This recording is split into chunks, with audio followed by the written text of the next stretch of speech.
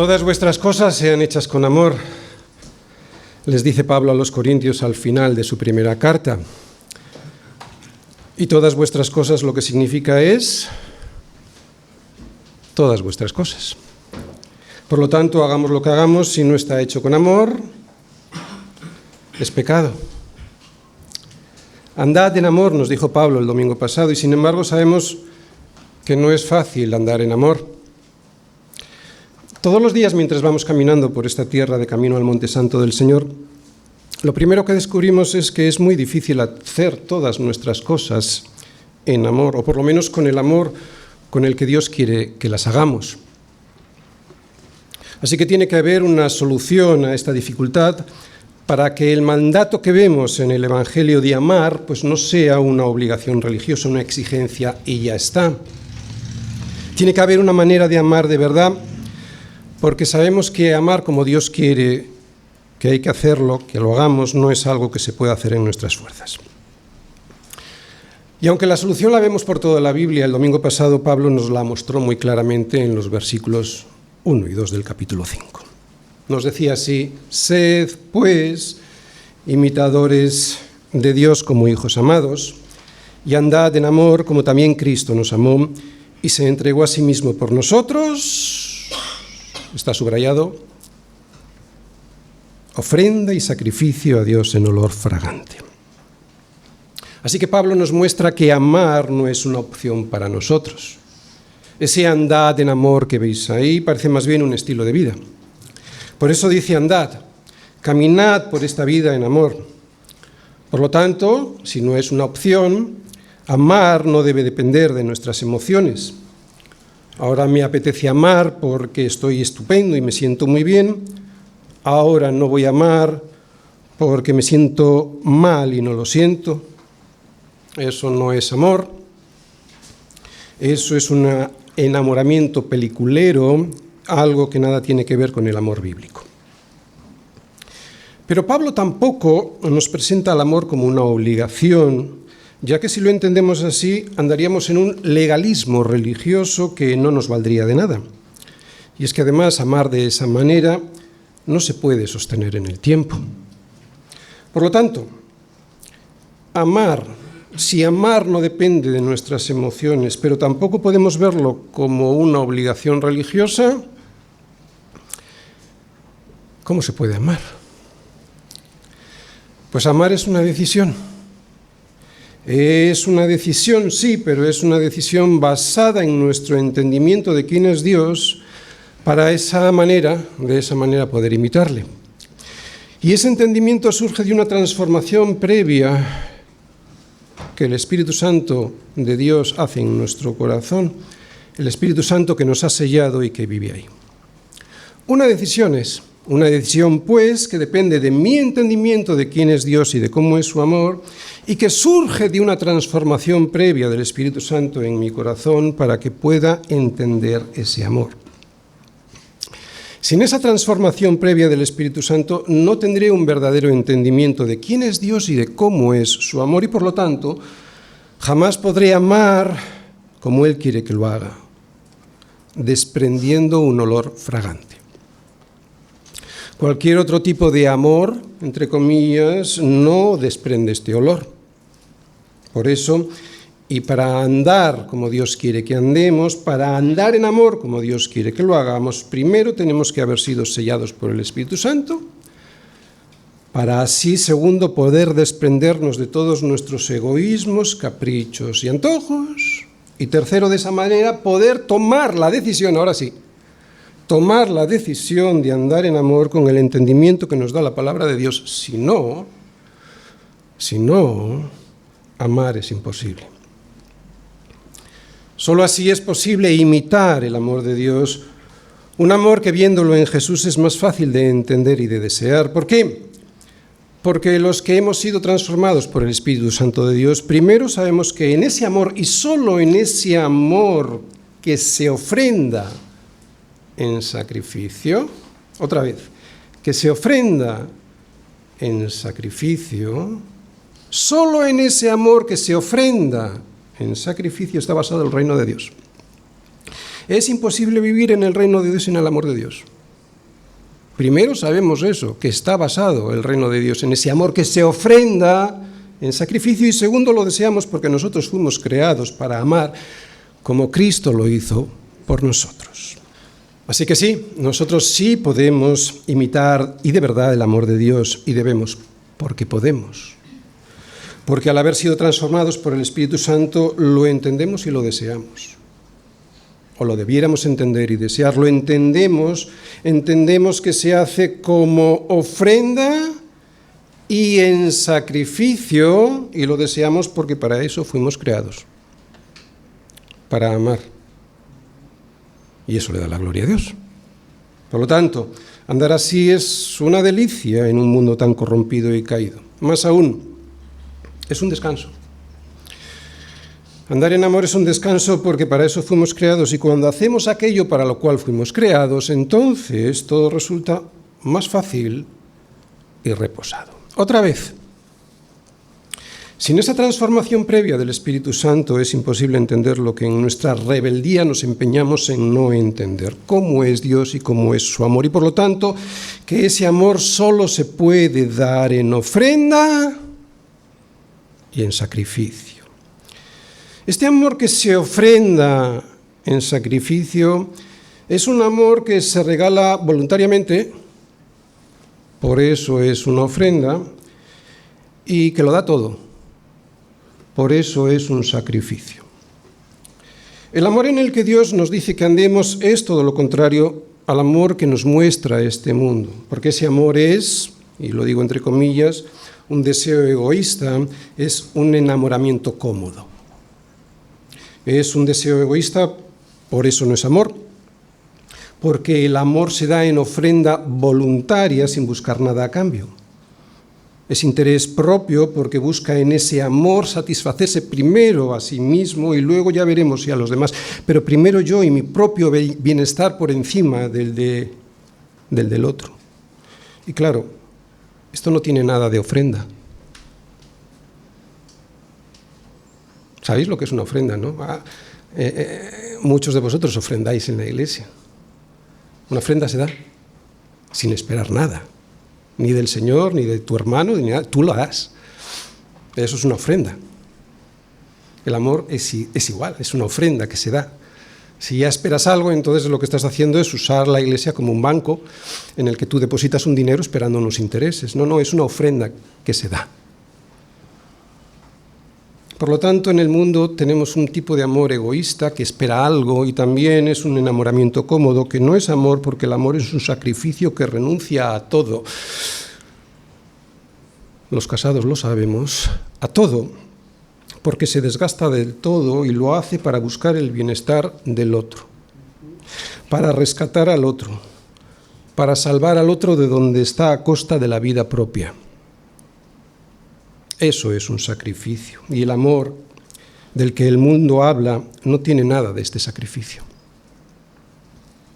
Así pues, si has sido transformado por el Espíritu Santo de Dios, anda en amor como también Cristo te amó a ti y se entregó a sí mismo por ti.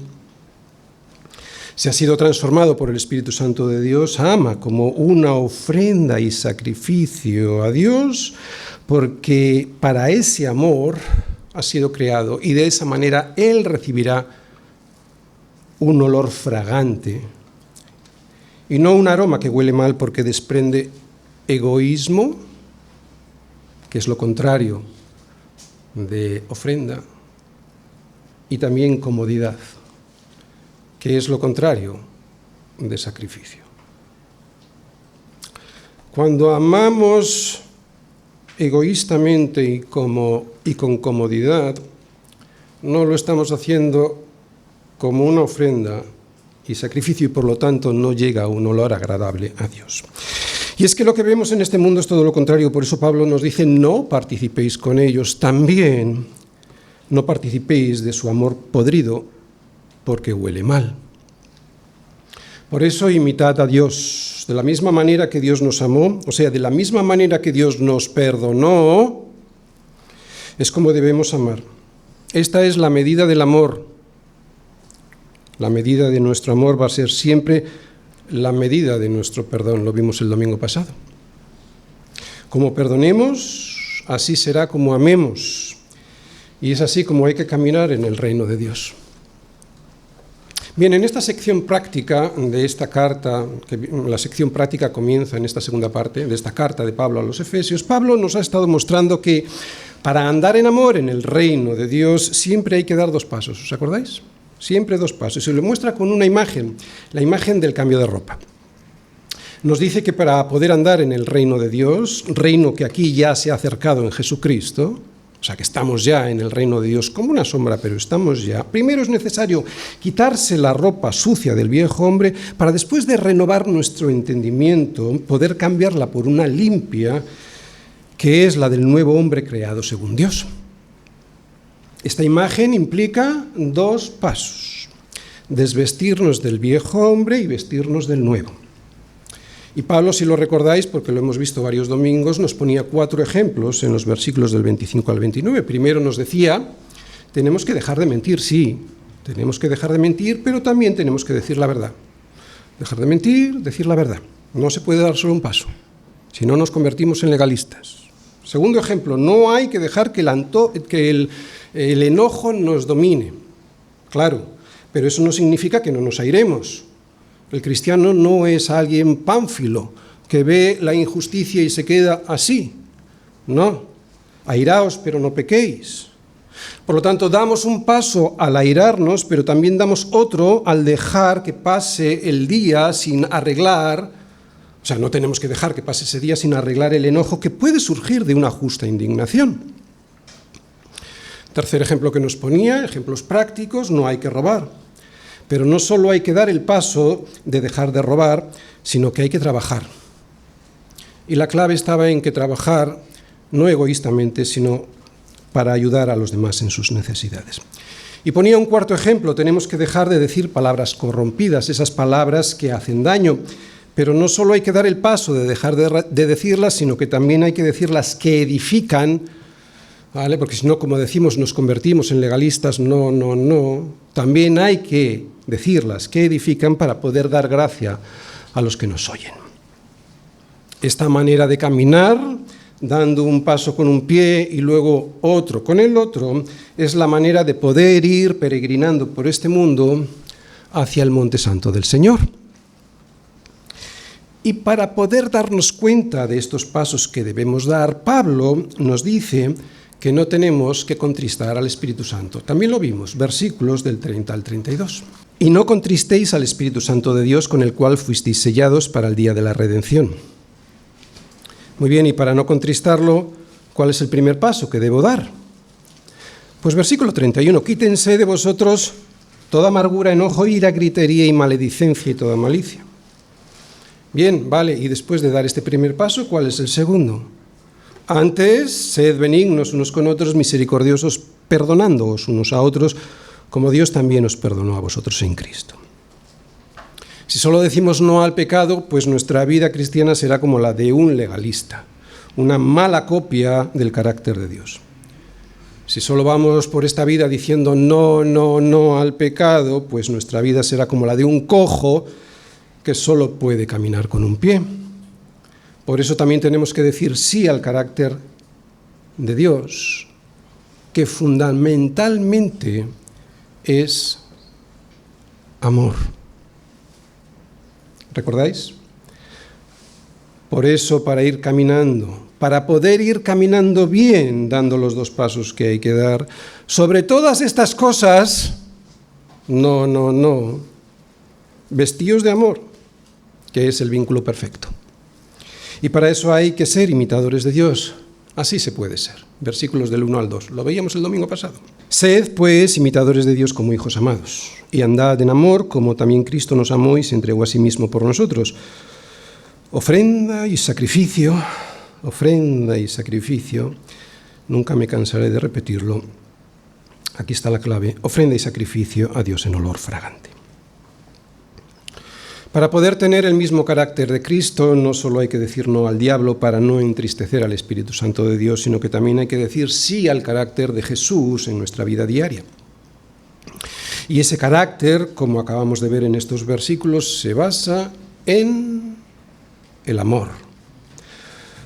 Un amor que solo se puede sustentar en el tiempo con el perdón, porque ese es el único y verdadero amor que existe, el que está sustentado sobre el perdón.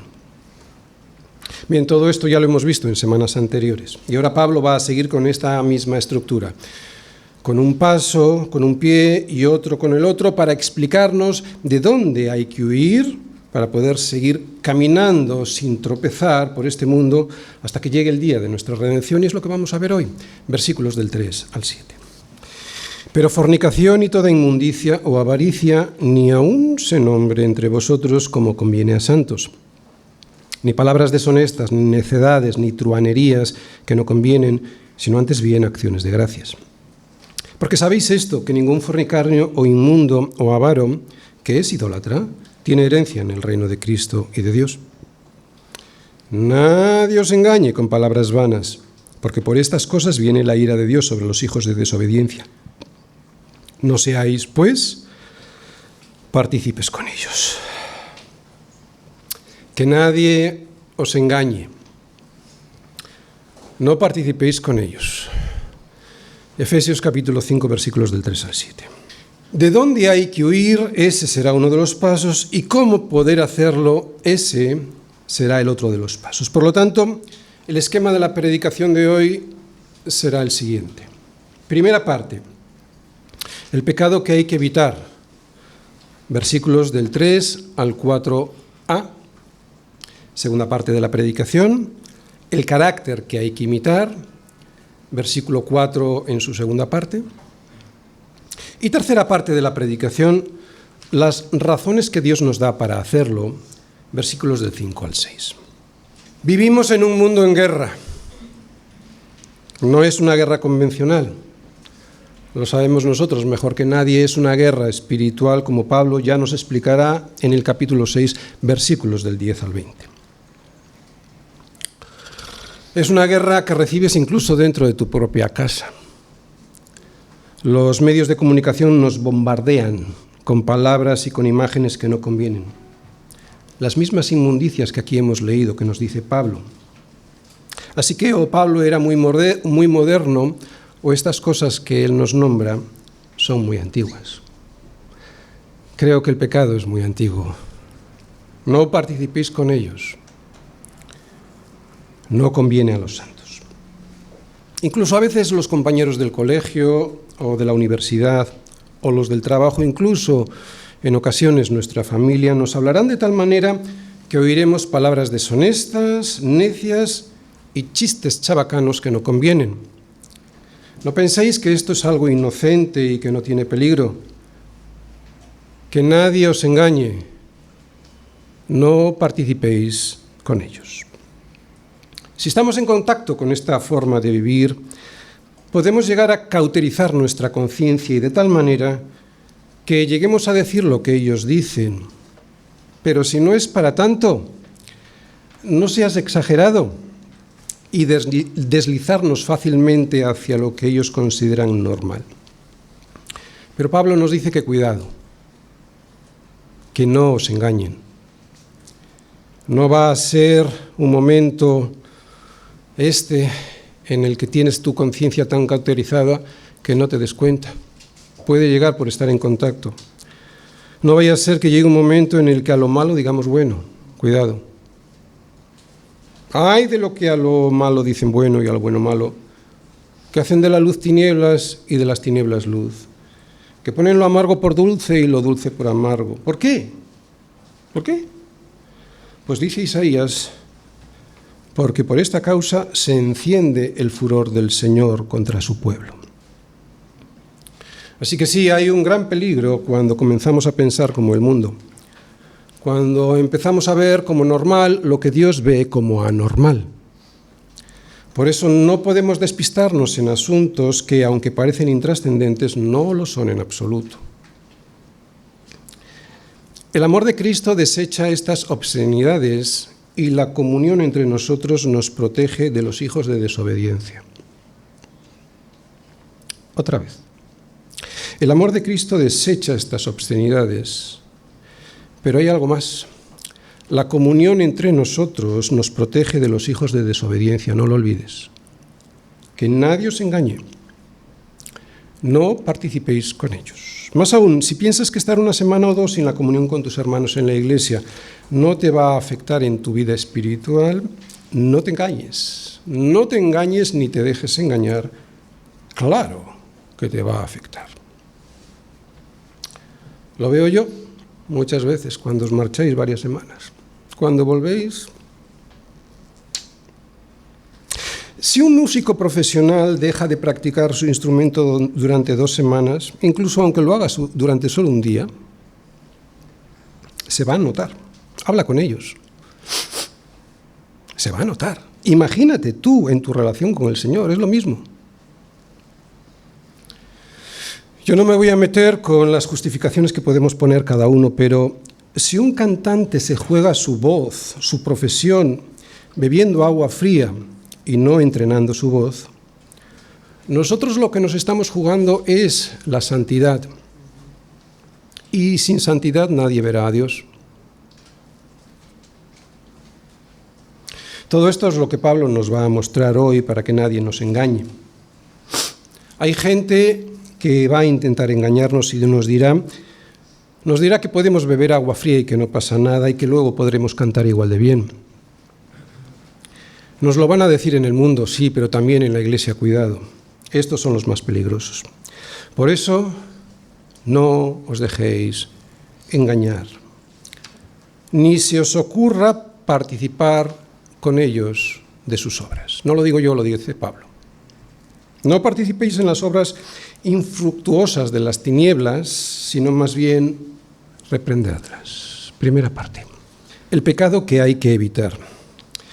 Pero fornicación y toda inmundicia o avaricia, ni aun se nombre entre vosotros como conviene a santos, ni palabras deshonestas, ni necedades, ni truhanerías que no convienen. La verdad es que hay poco que decir sobre estos pecados, ¿verdad? Lo único que voy a decir es definirlos, porque todos lo tenemos muy claro. Estos son pecados, todos lo dirían, pecados de los cuales hay que huir. Incluso hasta este mundo, por lo menos hasta hace unos años, todo esto era una obscenidad y todo el mundo sabía que era algo de lo que había que huir. Incluso hoy las personas bien educadas, las aseadas intelectual y moralmente, saben que estos vicios no se deben practicar. Y la primera serie de cosas que Pablo nos dice aquí, que ni siquiera se nombren entre nosotros, son la fornicación, la inmundicia y la avaricia. La fornicación. Esta palabra en griego es porneia, ¿verdad? Porneia, ¿ya suena? Porneia, de la que entre nosotros en español conocemos como porno, porneia, porno, pornografía, por ejemplo. Por lo tanto, esta palabra fornicación significa cualquier inmoralidad sexual, toda relación sexual ilícita que prohíbe Dios. Esta palabra aparece en la Biblia asociada a relaciones sexuales fuera del matrimonio, adulterio, a la práctica de la homosexualidad, incluso las relaciones sexuales con animales o con parientes cercanos. Por lo tanto, porneia es cualquier perversión sexual que Dios abomina, aunque a la gente le parezca normal. Y ante este pecado de fornicación, lo mejor es seguir el consejo que Pablo les dio a los corintios: huid de la fornicación. No hay otra estrategia que valga. No se puede negociar con el pecado, especialmente con este. Si negocias, ya has perdido, así que huye.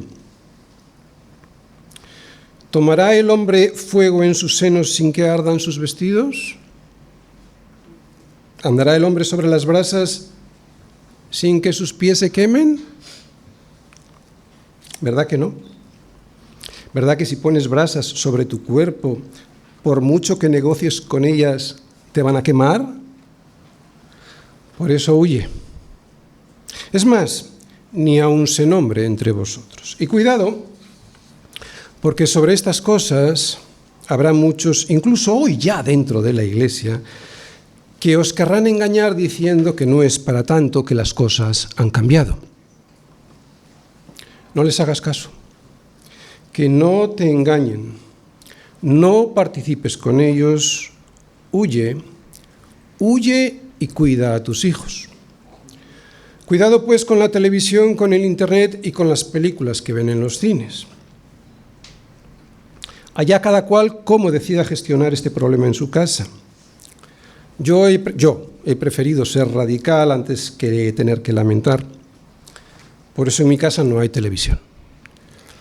No creo que la televisión sea algo malo. De hecho, no es nada malo en sí mismo porque, bueno, pues en la televisión puedes ver cosas interesantes, pero yo en mi casa las saqué hace tiempo. Lo mismo en el cine o el internet, pero cuidado por donde andan porque todo se pega. Todo. La inmundicia también. Inmundicia. Esto significa literalmente suciedad, pero evidentemente Pablo aquí se refiere a la suciedad en un sentido moral. A lo sucia que se ve una vida lujuriosa en lo sexual y lujosa y despilfarradora en lo económico. Por lo tanto, es una vida que se rige por motivos impuros, ¿no? Que se rige por el pecado. Inmundicia no solo se refiere a hechos, sino también a palabras, a pensamientos que luego se convierten en hechos, en intenciones de corazón que luego se convierten en hechos, en deseos y pasiones que luego se convierten en hechos. En el Antiguo Testamento y también en época de Jesús, una persona era impura cuando, por cualquier motivo tasado en la ley, ya después no podía tener relación con su comunidad ni entrar en el templo, hasta que fuera purificada a través del derramamiento de sangre de un animal en un sacrificio ofrecido en el altar a Dios por un sacerdote. Así pues, esta palabra inmundo la entendían muy bien los primeros cristianos. Y lo que significaba para ellos ayer y lo que significa para nosotros hoy es todo aquello que nos impide tener comunión con Dios y que nos aleja de la comunión con los demás hermanos. Esa vida que nos impide tener comunión con Dios y que, claro, nos aleja de la comunión con los demás hermanos. Eso es un inmundo. Avaricia. Todo el mundo entiende qué es la avaricia, ¿no? La avaricia es todo aquello que se codicia del otro. Desear cualquier cosa que el otro tiene o que el otro es y que yo no tengo ni soy, que el otro tiene o que el otro es y que yo no tengo ni soy, eso es avaricia. Tener más y más y más de lo que yo ya tengo, eso es avaricia. Por lo tanto, esta palabra la podríamos entender literalmente como excederse, ser egoísta. Así que la avaricia es querer tener, por ejemplo, la mujer del otro, el coche del otro, la casa del otro, la belleza del otro, la altura del otro, los ojos del otro, el dinero del otro, amontonando el mío propio. Envidiar los estudios del otro y las relaciones sociales que el otro tiene y que yo no, eso también es ser avaricioso. Sobre todo esto, dice Pablo, sobre todo esto, ni aún se mencione entre vosotros como conviene a los santos. Y somos santos porque hemos sido comprados por un precio muy alto, para que ahora andemos manchándonos por ahí de una manera muy tonta. Bien, esta era una lista que veíamos en el versículo 4, pero ahora va a haber una serie de pecados, en el versículo 3, ahora en el versículo 4 continúa con una serie de pecados que también están fuera del carácter de un hijo de Dios. Palabras deshonestas. Con palabras deshonestas, Pablo se refiere a esas obscenidades, a las palabras desvergonzadas que oyes en una conversación. Y no son solo palabras, también todo pensamiento o deseo que sea vergonzoso delante de la presencia de Dios, porque todo eso luego se convierte en un hecho. Por lo tanto, ya sean palabras, ya sean pensamientos o deseos de contenido sexual o sucio y que le desagradan a Dios, eso es una palabra deshonesta. Cualquier cosa que le desagrada a un oído limpio, eso son palabras deshonestas. Claro, ¿cuándo notas estas palabras deshonestas? Cuando tienes un oído limpio. ¿Y cuando tienes un oído limpio? Pues cuando el Espíritu Santo no está entristecido. Lo que escuchas muchas veces en el trabajo o en el colegio o a los compañeros de universidad Especialmente lo que hoy se escucha en esas televisiones, en esos programas de televisión basura, incluso en esos informativos en los que todo el mundo se echa pestes. Esa indecencia con la que hablan, y no solo no se avergüenzan, sino que se jactan de ella, eso es este pecado de palabras deshonestas. Pero también se ven y se oyen necedades. Necedades. Necedades son bobadas. Necedades son esas conversaciones en las que escuchas a alguien decir todo tipo de tonterías que nunca llevan a ninguna conclusión sensata. Una conversación necia es aquella típica conversación en la que le oyes decir a alguien bobadas que no edifican. Así que, y quiero que estés muy atento, porque aquí sí que nos podríamos confundir nosotros, Pablo no solo nos manda huir de las conversaciones que tienen un fuerte contenido sexual, erótico o desagradable, no, sino que también estas en las que solo se dicen tonterías que nos hacen perder un tiempo precioso. Y si eres un hijo de Dios te das cuenta enseguida. Yo recuerdo cuando después del trabajo, cuando trabajaba en otra cosa, pues teníamos a veces cócteles de trabajo, ¿no? Y en esos cócteles pues todo el mundo quería estar ahí porque era lo más divertido. Esas conversaciones eran necias. Y yo sin saber esto me daba cuenta, yo ¿qué hago aquí? Lo que otros estaban deseando que llegara, yo estaba deseando marcharme. Y creo recordar que me marchaba el primero de todas, ¿no? No me estoy poniendo como ejemplo, pero sí que es cierto que lo recuerdo. Así que un hijo de Dios sellado por el Espíritu Santo se da cuenta enseguida de este tipo de conversaciones y si está en una de ellas, lo que desea es salir cuanto antes de allí para no andar perdiendo el tiempo. Con educación, casi que sin que se note, no se trata de ofender a nadie, ¿no? Pero sí, hay que salir. O por lo menos Pablo dice esto. Truhanerías. Aquí truhanerías son esas tonterías que no tienen gracia. Algo que se dice en una conversación pero que no tiene nada que ver con lo que se está diciendo. Fijaros, es ese tipo de charlas en las que de repente estamos varias personas hablando y llega alguien desde fuera y cambia la conversación con cualquier típico de tontería inmoral y que no viene a cuento. Eso es un truhán. Un truhán es un pillo, alguien ágil que cambia el sentido de las palabras. Son esos chistes vulgares y groseros hechos en una conversación normal con los que alguien se quiere hacer el gracioso. Bueno, pues de ahí también hay que salir. Pablo pues nos ha hablado de fornicación, inmundicia y de avaricia, pero también hemos visto ahora de palabras deshonestas, de necedades y de truhanerías. Bueno, pues todas estas cosas, nos dice Pablo, todas estas cosas ni aún se nombren entre vosotros, porque todas estas cosas no os convienen. Por lo tanto, aquí tenemos el vestido que nos tenemos que quitar, ¿verdad? Del cual hay que desprenderse. Lo que hemos visto hasta aquí es el primer paso que tenemos que dar, que es decir no al pecado. ¿De acuerdo? Este es el primer paso. E insisto, si Dios dice que tenemos que dar este paso, aunque haya alguien al que le parezca que algunas de estas cosas que aquí se han dicho no tienen importancia, sí que la tienen. Así que, huid. No puedes intentar parecerte al mundo, porque hay gente que, intenta conciliar estas cosas del mundo. Pues no puedes intentar parecerte al mundo porque terminarás siendo como él. Yo lo he visto. Puede que no lo haya visto en cosas que se veían en el primer versículo, en el versículo 3, pero sí en el 4.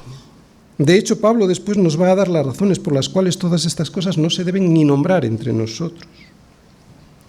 Bien, pero antes de continuar, debo decir algo que es puro sentido común. Pablo dice de estas cosas que ni aún se nombren entre vosotros. Pero esto no significa que si algún hermano cae en estos pecados, nadie los pueda nombrar. Es evidente, ¿no? Es evidente que si alguien en la iglesia pues cae en fornicación, o es avaro, o su conversación está llena de estas palabras deshonestas y de necedades, lo normal es que tú las menciones y le corrijas para que se dé cuenta del error, con amor, pero hay que decirlo. Así que sí, aquí tenemos una excepción a esta regla de ni aún entre vosotros nombrar estas cosas. De hecho, Pablo lo dice un poquito más adelante, en el versículo 11 nos dice: no participéis de las obras infructuosas de las tinieblas, sino más bien reprendedlas.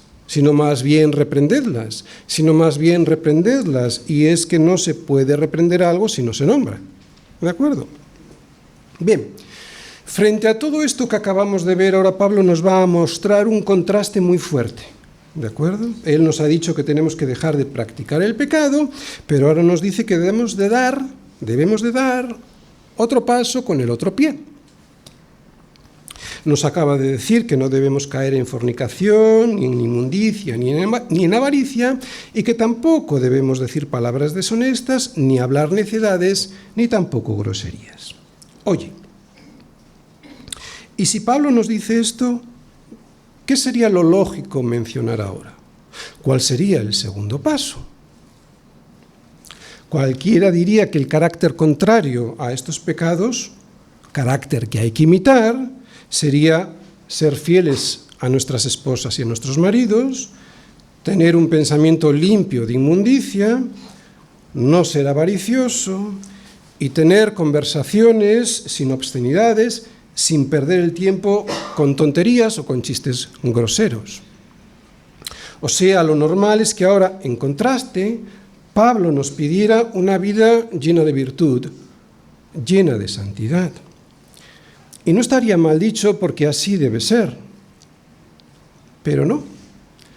Pablo no dice nada de eso. Lo que él dice lo podemos ver ahora en la segunda parte de este versículo 4. Y parece sorprendente. Segunda parte. El carácter que hay que imitar. Versículo 4, segunda parte. Sino antes bien, acciones de gracias. Antes bien, acciones de gracias. ¿Cómo pueden ser las acciones de gracias lo contrario a la inmoralidad, a la inmundicia y a la codicia del versículo 3? Y también a las groserías, a las necedades y a las vulgaridades del versículo 4. Bien, primero hay que definir qué es acciones de gracias. Yo creo que todos lo sabemos, pero acciones de gracias son las palabras, pero también las actitudes, no solo las palabras, sino especialmente las actitudes con las que demuestro que estoy agradecido por algo.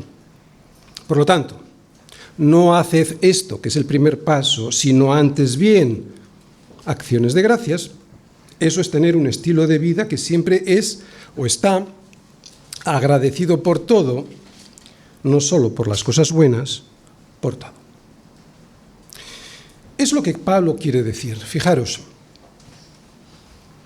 ser agradecido se contrapone a la fornicación cuando yo estoy agradecido con la mujer o con el marido que Dios me ha dado y no ando por ahí buscando a otra mujer o a otro hombre. ¿Te das cuenta? Ser agradecido se confronta, se contrapone a la fornicación cuando yo estoy agradecido con la mujer o el marido que Dios me ha dado. Ser agradecido se contrapone contra la inmundicia cuando yo vivo una vida apartada para Dios y lejos de lo que Él prohíbe en su palabra, porque yo estoy agradecido con la dirección que Él me da en su palabra y con sus consejos y no ando buscando por ahí otra opinión. Ser agradecido se contrapone a la avaricia, este era el tercer pecado que veíamos en el versículo 3. Ser agradecido se contrapone a la avaricia cuando yo estoy agradecido con lo que Dios me ha dado. Y no ando por ahí codiciando lo que tiene el otro, la mujer del otro, el dinero del otro, la belleza del otro, la posición social del otro. Y con esto no me estoy diciendo que nos quedamos cruzados de brazos, no sin buscar cosas mejores. No, yo no estoy diciendo eso. Lo que significa es que no las codicio. Y no las codicio porque yo sé que Dios es soberano y que ya me dará a mí las oportunidades para mejorar si es que está esto en sus planes. Que es muy diferente. Esto es muy diferente porque esto es aceptar lo que yo ya tengo sin vivir amargado codiciando lo que tiene el de enfrente.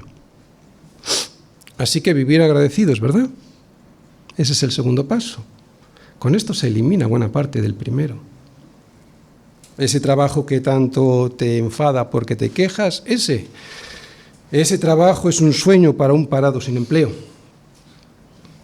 Esa casa incómoda y pequeña de la que siempre te quejas es el anhelo de alguien que no tiene dónde dormir. Esa cara que tienes con algunas arrugas ya, bueno, pues es el deseo de alguien lleno de llagas por alguna enfermedad. ¿Lo habías pensado? El poco dinero del que dispones, ese es la aspiración del que está lleno de deudas, quebrado económicamente. ¿Y tus hijos? Tu hijo que no para de moverse, esa es la esperanza del que no lo tiene. Pero ¿sabes por qué también la gratitud es lo contrario de las obscenidades, de las necedades y de las truhanerías? Porque es muy fácil entender que el agradecimiento, ya lo hemos explicado con ejemplos, el agradecimiento se contrapone a esos pecados de inmundicia sexual, etcétera, ¿no? Y de avaricia, pero ¿sabes también por qué la gratitud es lo contrario a las obscenidades, a las necedades de las conversaciones y a las truhanerías que se oyen en esas conversaciones? Porque alguien agradecido está siempre alabando a Dios. Y en esa alabanza no caben conversaciones tontas, vulgares o groseras. Si siempre estás alabando a Dios, ¿qué espacio puede quedar para estar en una conversación llena de necedades, verdad? No sé, creo que podríamos ser un poco más agradecidos todos y todos los días. Eso nos ayudaría en nuestro carácter, ese que hay que imitar. Ser agradecidos, pues, es el otro paso que debemos dar. Ser agradecidos es el vestido que hay que ponerse después de quitarse el viejo, ese del viejo hombre que está viciado conforme a los deseos engañosos. El agradecimiento a aquellos que lo hemos experimentado por lo menos alguna vez, produce gozo, un gozo que hace que no busques todas esas cosas, esas las del viejo hombre, esas conforme a los deseos engañosos. Por eso el agradecimiento es el segundo paso que debemos dar para protegernos contra el pecado del que debemos huir. Este gozo en el Espíritu Santo que produce agradecimiento,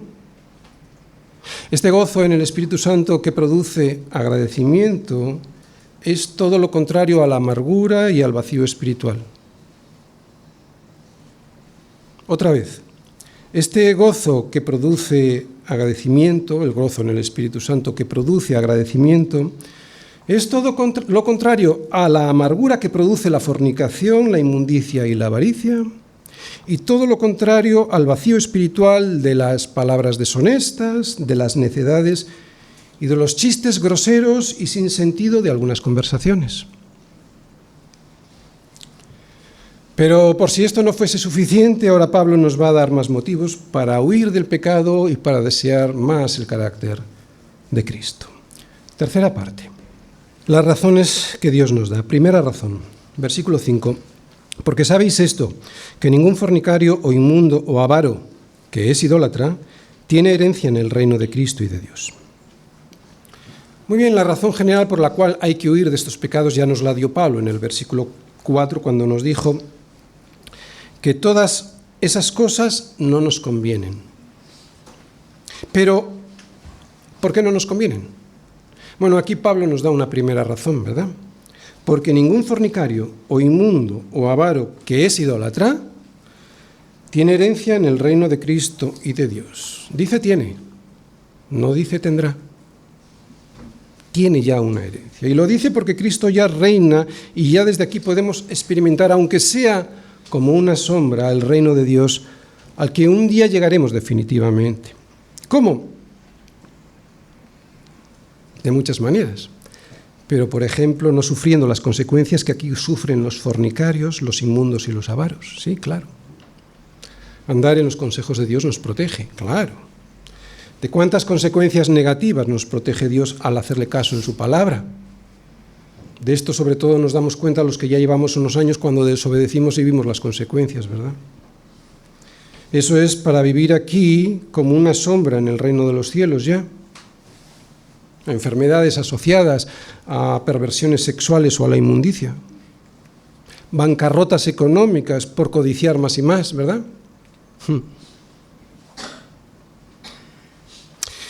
Lo primero que observamos en esta lista de pecados de este versículo es que es la misma lista que veíamos en el versículo 3, si os fijáis. Es la misma, aunque añade la idolatría. Pero tiene bastante sentido añadir idolatría porque la idolatría califica mejor aún estos pecados. Es como si fuese un adjetivo calificativo de esos pecados. ¿Por qué? Pues porque cuando alguien es fornicario, inmundo o avaro, lo que realmente es un idólatra. ¿Por qué? Pues porque cuando buscas fuera de Dios lo que Dios te quiere dar, lo que realmente haces es poner tus esperanzas en un ídolo, como el sexo ilícito, la comunión con los que andan en tinieblas o el ídolo de la avaricia, y no tienes puesta tu confianza en Dios y su soberanía. Por eso, ellos, como no han puesto su confianza en Dios aquí, no se han de sorprender si Dios tampoco les tiene reservada allí una herencia. ¿Por qué? Porque ese es su deseo. Dios se lo ha advertido. No es venganza, en un sentido humano y pecaminoso del término, no. Simplemente es lo que ellos han deseado y pedido que se les conceda. Por lo tanto, es justicia. Eso es lo que han pedido y Dios, que es justo, Dios ya se lo ha dado. Sin embargo, los que han puesto su confianza en Dios y en su justicia aquí, aunque en ocasiones no entiendan esa justicia, podrán disfrutar de su herencia allí. Bien, pero es que además de no tener una herencia en los cielos allí, sino en el infierno, esos pecados también provocan aquí la ira de Dios. Versículo 6. Segunda razón. Nadie os engañe con palabras vanas, porque por estas cosas viene, no vendrá, viene la ira de Dios sobre los hijos de desobediencia. Bien, voy a dividir, pero en realidad voy a decir lo mismo. A los no creyentes les digo, el que cree en el Hijo de Dios tiene vida eterna, pero el que rehúsa creer en el Hijo no verá la vida, sino que la ira de Dios no estará, dice Juan, está sobre él. Es algo parecido a lo que aquí leemos, que nadie os engañe con palabras vanas, porque por estas cosas viene, no dice vendrá, dice viene la ira de Dios sobre los hijos de desobediencia. Si alguien hoy aquí piensa que, aunque no es hijo de Dios porque no cree en su Hijo Jesucristo, la ira de Dios no está sobre él, que deje de equivocarse porque en su palabra Dios le está diciendo que su ira ya está sobre él. Puede que esa ira todavía no se haya manifestado, pero está sobre él.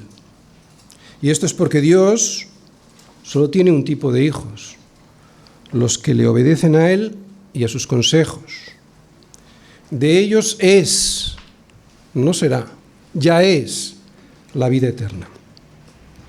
Los otros son los hijos de desobediencia y no heredarán el reino de los cielos porque su ira, la de Dios, ya está sobre ellos a la espera de que en el juicio final sea manifestada esa desobediencia, punto.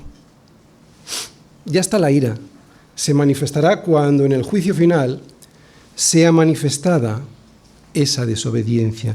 Así que a los que no creen les digo, el que cree en el Hijo tendrá vida eterna, pero el que rehúsa, el que se enfrenta a creer en el Hijo, ese no verá la vida, sino que la ira de Dios está en estos momentos sobre él. Pero a los creyentes les digo lo mismo, que nadie os engañe con palabras vanas, porque por estas cosas viene, no vendrá, viene la ira de Dios sobre los hijos de desobediencia. Si alguien piensa que por venir a la iglesia pero no sigue sus consejos y su carácter es hijo de Dios,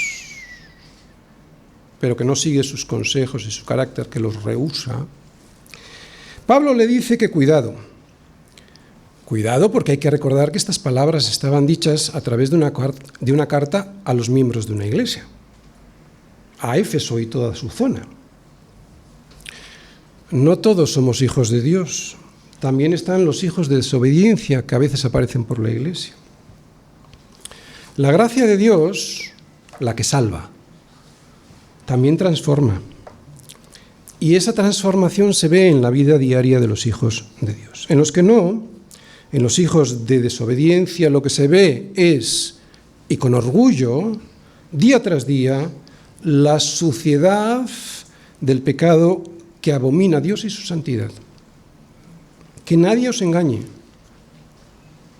Aunque os digan desde un púlpito que da lo mismo porque ya eres salvo, no da lo mismo porque la gracia de Dios, la que salva, esa también transforma.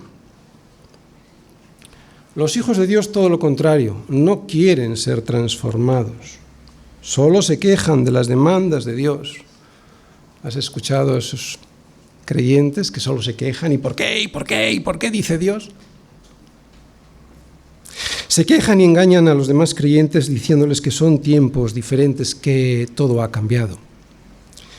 Pero Pablo dice que estos tiempos también son igual. Por lo tanto, versículo 7, no seáis, pues, partícipes con ellos. Termino. Un cristiano puede caer en un momento de debilidad, claro. En cualquiera de los pecados que hemos visto, claro. Pero llora, le duele, se arrepiente y nunca más desea volver a caer. Eso no es ser partícipes con ellos. Eso no lo es. Eso no lo es. Lo que Dios condena es la permanente desobediencia de alguien soberbio que desprecia sus consejos, los de Dios. Al que Dios condena es, y lo hemos visto, al idólatra. Qué interesante que Pablo haya calificado esos versículos, ¿verdad? Perdón, esos pecados, al idólatra. ¿Por qué? Porque un hijo de Dios pudiera caer, pero no anda detrás, postrándose ante ello. Qué curioso. Vuelvo a repetir, al que Dios condena es al idólatra, que adora lo que Dios abomina y por eso desea y no se arrepiente de sus deseos, sino que los sigue. Y los sigue porque los adora. Eso es lo que Dios condena. Ojalá pudiéramos ser conocidos como los que desean servir al Señor obedeciéndole en todo, porque si no nos confundiremos con este mundo. El mundo siempre quiere lo contrario de lo que Dios quiere. Por eso adora. También adoran, pero cualquier cosa que no es Dios. Pero nosotros no somos del mundo, aunque vivimos en él. Por eso siempre irás contracorriente. ¿Te das cuenta? Ellos son mayoría, pero no temáis, dice Jesús a través de a través de Lucas, no temáis, manada pequeña, porque a vuestro Padre, manada pequeña, no temáis, porque a vuestro Padre le ha placido daros el reino. Ellos son muchos, sí, pero que nadie os engañe. He conocido iglesias enteras que han intentado parecerse a los de afuera para procurar acercarse a ellos, por lo menos eso decían, y sin embargo lo que han conseguido es todo lo contrario a lo que ellos decían que pretendían. Pensaban, decían y hacían muchas cosas que están claramente prohibidas en la palabra de Dios y en su carácter, y lo hacían para acercarse a ellos y así atraerles a la iglesia. O por lo menos eso decían. Pero consiguieron todo lo contrario. Resulta que fueron ellos los que se deslizaron hacia el mundo y ahora no hay quien los reconozca. Que nadie os engañe. No participéis con ellos. Puedes divertirte sin ofender a Dios. De hecho, es más divertido. Porque para eso fuimos creados, para alabar a Dios y para disfrutar de la vida que Dios nos ha dado.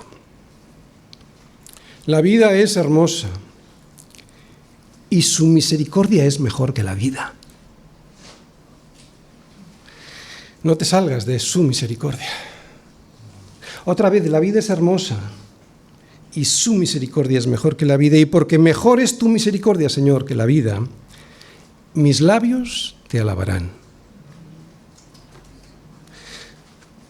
Por eso no necesito decir sandeces para divertirme y mucho menos andar en fornicación e inmundicia.